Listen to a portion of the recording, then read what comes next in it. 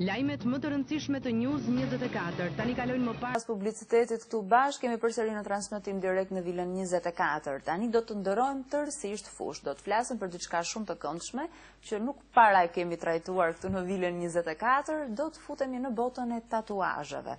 Me njërë prezentoj të ftuarin, mikun tonë që na ka ardhur këtu është Olsi Sejdi, tatuator i njohur prej disa vitesh. Përshëndetje. Përshëndetje, faleminderit për ftesën. Faleminderit që pranuat, ndoshta keni lënë shumë persona që ju presin, keni shtyr oraret, por ishte e rëndësishme që të bëni një bisedë të këndshme këtu bashkë me shikuesit tanë që na ndjekin çdo ditë.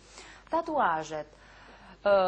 Tatuazhet shpeshherë ngjallën shumë diskutime. Është një punë artistike që bëhet me vështirësi pasi bëhet në trupin e njeriut. Si ju ka lindur si pasion? Thuajse edhe në shkollë të vjeçare dhe në shkollë të mesme, në çdo faqe libri. Nuk pas keni lënë libër pas vitur ose pa pikturuar.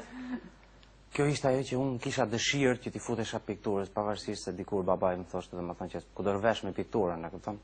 Po, gjithmonë prindrit janë të merakosur. Kishte të ardhur piktura. Por prapë nuk nejta pa jo futur, domethënë pasionit tim, artit tim. Pra piktura, po. Të bësh një tatuazh nuk është e lehtë, se është diçka që ngjitet përjetësisht në trup. Do ta mendosh mirë përpara. Normalisht, do ta mendosh mirë, do të zgjedhësh sepse shpesh janë hap tema dhe që krijojnë infeksione, në ndryshme për Shqipërinë është shumë problem pajisjet për tatuazhe, sepse nuk ka. Higjienizimi i tyre ndoshta. Gjithçka është sterile. Tentativa për të arritur gjithmonë më lart në olimpiadet që janë zhvilluar që dhe në Amerikë. Pra ju keni qenë pjesë e konkurseve ndërkombëtare, sepse tatuazhi nuk është vetëm thjesht një pasush, kështu po i quaj. Unë kam lidhje ndërkombëtare, domethënë pothuajse me shumë shtete, jo vetëm Amerikën, që prezantoj punë të mia, marr ftesa, marr sugjerime, ka edhe më artistë edhe më të mirë se unë. Nuk më them që jam më i miri, por më të miri nuk e kam frikë, është shprehja ime. Ky është tatuazhi me cilin u zhvillua olimpiada. Wow. Është totalisht s'ka nevojë për koment horror, më shumë se sa horror. Është një realizim jo i lehtë. Është pra që pikërisht ta zgjidhni atë karakter, domethënë. Është diçka që jo vetëm vështirësinë. Është diçka që tërheq më shumë ta vret syrin. Është një pamje e parë që detyrimisht të tërheq vëmendjen. Ke pastaj edhe portretet dhe ky është punim disi shumë i vështirë për të arritur. Shikoj që është ekzekutuar me një origjinalitet që rrallë. Aty fshihet arti. Të bësh një portret nuk është fare lehtë, portreti është e vështirë ta bësh në letër, jo më në trup. Është vështirë ta bësh në letër. Sipërfaqja e lëkurës është e lëvizshme, ka elasticitet. Normalisht. Është një realizim që me sa e shoh unë me syrin tim që e kam bërë, domethënë është mjaft i bukur. Është shumë i pëlqen, duket si një thjesht si fotografia, po. Më themi copy paste. Vetëm me një karakter pak si negativ, sepse dihet që tatuazhi ka efektin e vet. Është trup, edhe ky po është portret realizuar këtu. Realizuar këtu portreti i Krishtit, domethënë që ka të bëjë me fenë, dhe ky është një realizim shumë pothuajse origjinal, vetëm se është gjithmonë black white. Sa kohë ju ka marr? Ky ka marr gati 7 orë. Gati 7 orë. Realizimin. Kjo është një realizim që ju e keni bërë kryesisht me koloret e errta, po ka edhe pak ngjyrë të kuqe. Bardhëzi dhe kuqja, domethënë që simbolizon telat e Krishtit, të cilët e kanë çare, kupton? Që ka rrjedh gjatë. Ju pëlqen më shumë të punoni me ngjyra apo në të zezë me këto kontraste? Ajo që më pëlqen më shumë është kontrast bardhëzi. Është bardhëzi se sa me ngjyra, e kupton? Më shumë që më pëlqen mua është më shumë bardhëzi. Që keni më shumë i karakterit grafik, le ta quajmë. Bravo. Ky është një angjëll, edhe ky bardhëzi, realizuar në shpatë dhe ky po këtu. Po. Ju ka ndodhur ndonjëherë që të gaboni ose? Po unë pa gabime nuk ka. Do gabosh. Por gjatë punës duhet të mbulohet që të mos bjerë sy gabimi, e kupton? Por nëse punohet me kujdes dhe me vëmendje është shumë e vështirë të gabosh. Po. Ju kërkojnë ndonjëherë gjëra kështu të pamundura, se unë me sa shoh paktën punët që na tregua deri tani janë një karakteri të vështirësisë lart. Normalisht. Nuk janë disa punë domethënë që bëhen edhe me realizimin e airbrushit, domethënë që bëhen për 3 muaj. Që nuk janë. Është me kompresor me ajër që bëhet sipër trupit, e kupton? Ky është një tatuazh tjetër që ka pjesa dërmuese shqiptarëve bazohen rreth familjes, bën diçka rreth familjes, e kupton? Një mesazh, po. Jo, është pothuajse shumica bëjnë diçka rreth familjes, e kupton? Që këtu që thotë tregon qartë që dua familje dhe rrjedh dhe gjak për ta, lotoj edhe gjak për ta, e kupton? Në fakt, në shqiptarët jemi të lidhur me familjen dhe bëjmë mirë ta ruajmë, sepse është nga gjërat që na ka mbetur dhe nuk duhet të na prishet. Po. Normalisht. Ju keni normalisht keni disa vjetë që punoni në këtë fush. Çfarë ju pëlqen të arrini akoma? Si gjithmonë puna ka sfida, nuk besoj se doni të mbeteni në të njëjtat. Profesioni nuk ka fund. Aq më shumë arti. Aq më shumë çdo ditë dalin ide të reja, me lindin ide të reja. Lindin gjëra të reja gjithmonë dhe çdo ditë domethënë nuk kanë fund.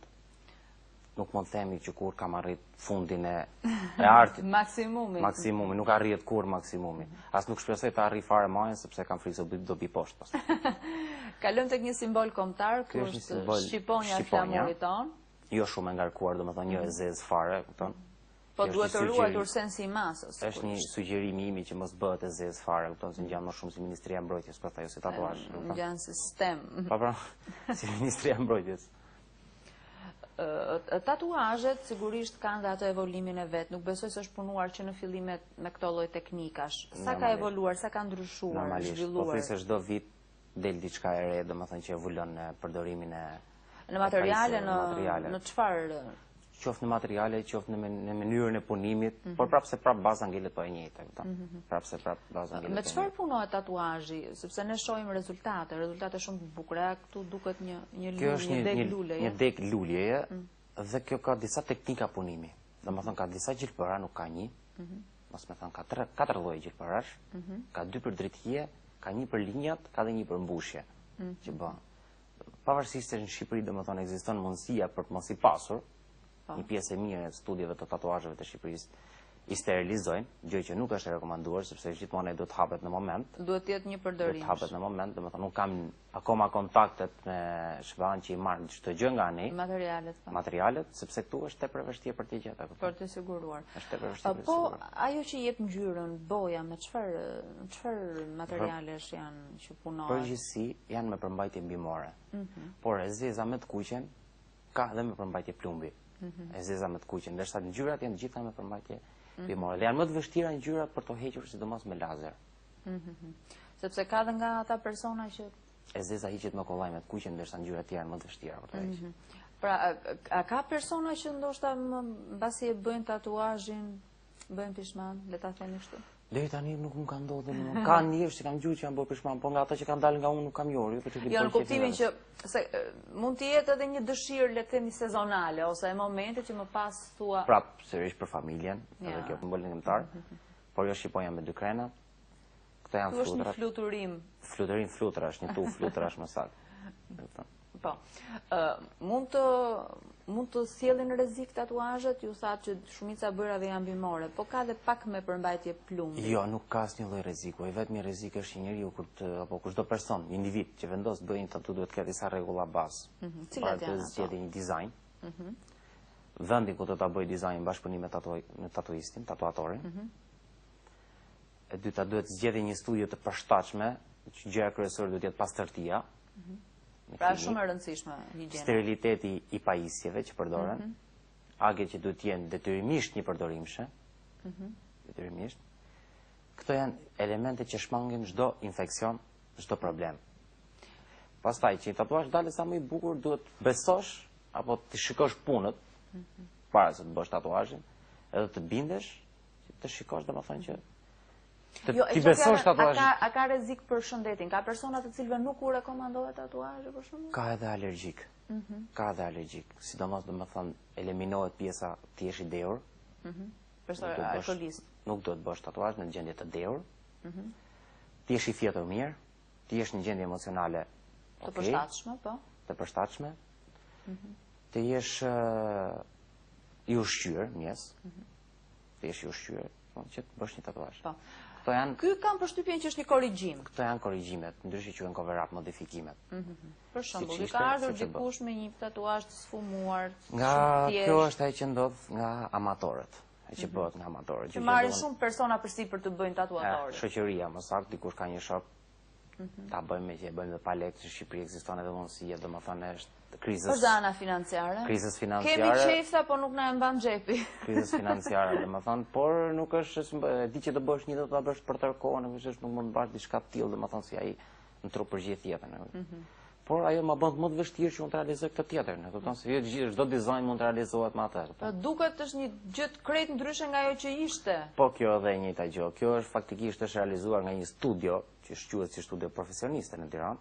S'mund të flas me emra, s'do të thotë ndonjëri. Por është një realizim jo i mirë. Tash nuk e di, është në fakt faji pajisjeve që nuk i kanë, e kupton?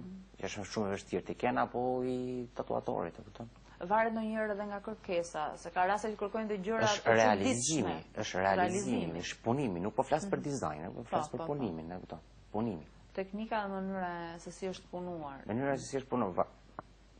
Po e njëjta gjë, domethënë, po modifikim. Kupton?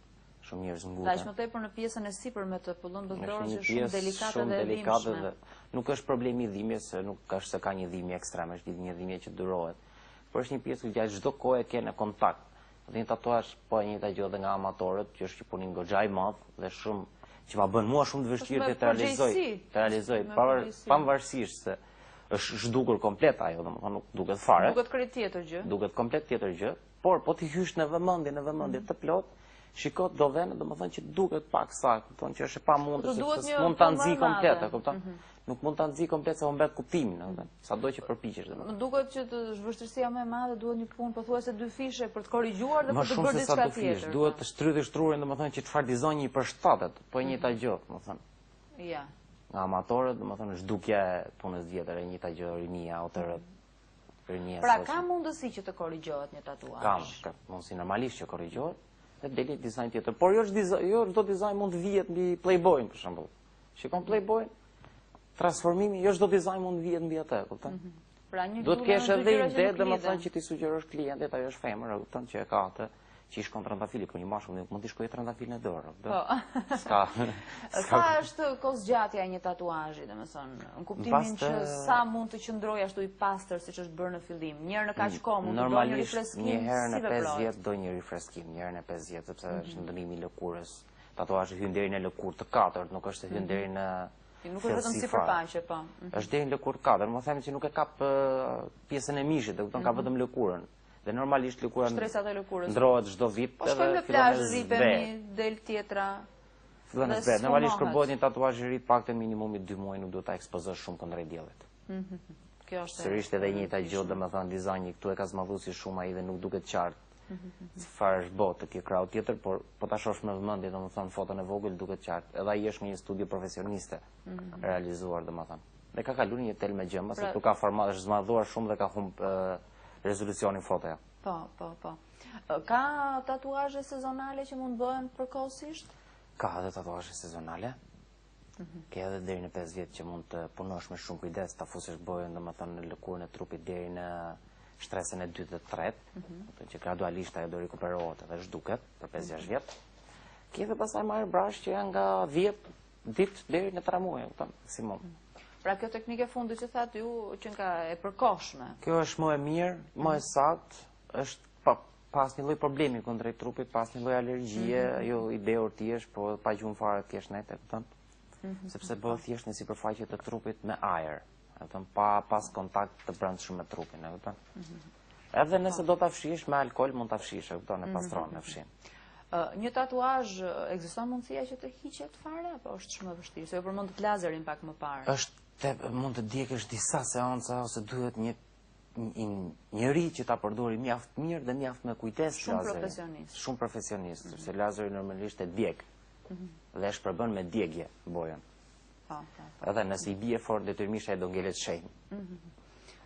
Nëse përdor disa seanca të lehta, arrin ta heqësh. Do ngel një farë shenjë pas seancës fundit për disa muaj, por që gradualisht zhduket, me kalimin e viteve dhe zhduket, po eliminohet. Por asnjëherë 100%. Asnjëherë 100%. Maksimumi arritur është 95%. Kështu që kur bëni një tatuazh mendohuni mirë.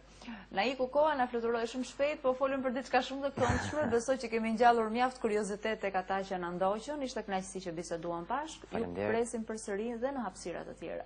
Faleminderit. Ju uroj punë të mbar. Faleminderit dhe ju miq të dashur, faleminderit që na ndoqët dhe në ditën e sotme në Vilën 24. Unë ju përshëndes dhe ju lut takim përsëri nesër në orën 8:30 me lajmet e para të ditës. Mirupafshim.